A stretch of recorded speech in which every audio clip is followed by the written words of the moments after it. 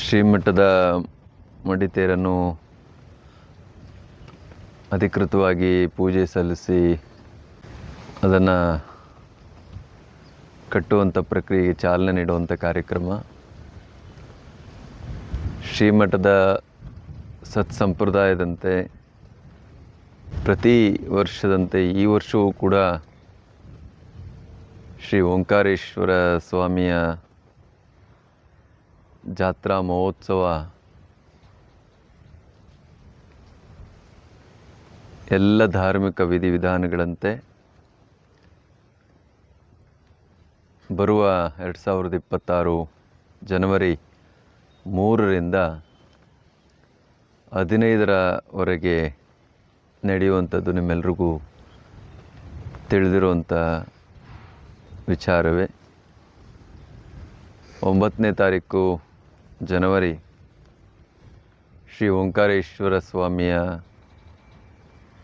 ಭವ್ಯ ರಥೋತ್ಸವ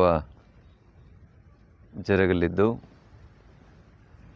ಅದರ ಹಿಂದೆ ಮುಂದೆ ಅನೇಕ ಉತ್ಸವಗಳು, ಯಾಗಯಜ್ಞಾದಿಗಳು, ಲೋಕ ಕಲ್ಯಾಣಾರ್ಥವಾಗಿ, ಅದರ ಜೊತೆಗೆ ಕೃಷಿ ಕೈಗಾರಿಕಾ ವಸ್ತು ಪ್ರದರ್ಶನ, ನಮ್ಮ ಭಾಗದ ರೈತರಿಗೆ ಅನುಕೂಲ ಆಗಬೇಕು, ಹೊಸ ಆವಿಷ್ಕಾರಗಳು ಕೃಷಿನಲ್ಲಿ, ಕೈಗಾರಿಕೆಯಲ್ಲಿ, ಬೇರೆ ಬೇರೆ ಕ್ಷೇತ್ರಗಳಲ್ಲಿ ಆಗ್ತಾ ಇದ್ದಾವೆ. ಅದು ಕೂಡ ಗ್ರಾಮಾಂತರ ಪ್ರದೇಶಕ್ಕೆ ತಿಳಿಬೇಕು ಅನ್ನೋ ಒಂದು ದೃಷ್ಟಿಯಿಂದ ಕೃಷಿ ಕೈಗಾರಿಕಾ ವಸ್ತು ಪ್ರದರ್ಶನವನ್ನು ಕೂಡ ನಾವು ಏರ್ಪಾಡು ಮಾಡಿದ್ದೇವೆ. ಇದೆಲ್ಲವೂ ಕೂಡ ಶ್ರೀಮಠದ ಅಡಿಯಲ್ಲಿ ಮಠದ ಸತ್ಸಂಪ್ರದಾಯದಂತೆ ನಡೆಯುವಂತಹ ಕಾರ್ಯಕ್ರಮ. ಧರ್ಮೋ ರಕ್ಷತಿ ರಕ್ಷಿತಃ ಅಂತ. ಒಳ್ಳೆಯದನ್ನು ಯಾರು ರಕ್ಷಣೆ ಮಾಡ್ತಾರೆ, ಧರ್ಮವನ್ನು ಯಾರು ರಕ್ಷಣೆ ಮಾಡ್ತಾರೆ, ಅವರನ್ನು ಧರ್ಮ ರಕ್ಷಣೆ ಮಾಡ್ತದೆ.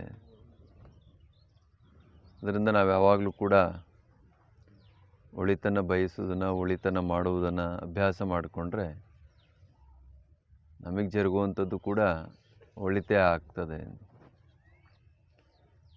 ಆ ನಿಟ್ಟಿನಲ್ಲಿ ಈ ನಾಡಿನ ಮಠ ಮಂದಿರಗಳು ಸಹಜವಾಗಿ ಜನಗಳ ಪರವಾಗಿ, ಜನಗಳಿಗಾಗಿ, ಜನಗಳಿಗೋಸ್ಕರನೇ ತಮ್ಮ ಕಾರ್ಯವಿಧಾನವನ್ನು, ಕಾರ್ಯಯೋಜನೆಗಳನ್ನು ರೂಪಿಸಿಕೊಳ್ಳುವಂಥದ್ದು.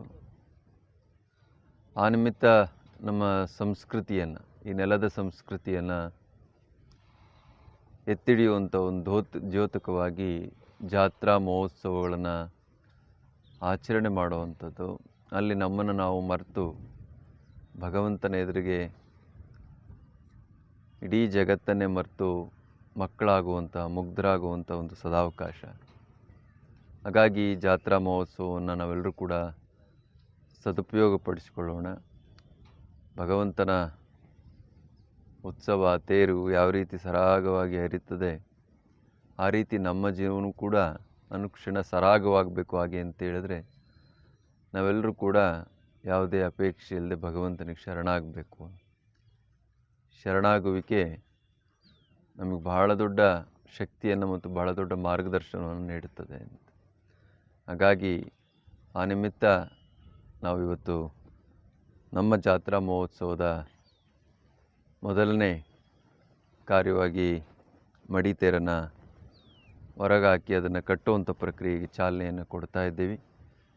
ಭಗವಂತನ ಕೃಪೆ ಎಲ್ಲರ ಮೇಲೂ ಕೂಡ ಸದಾ ಇರಲಿ ಹಾಗೆ ಅಂತೇಳಿ ತುಂಬ ಹೃದಯದಿಂದ ಹಾರೈಸ್ತೇವೆ.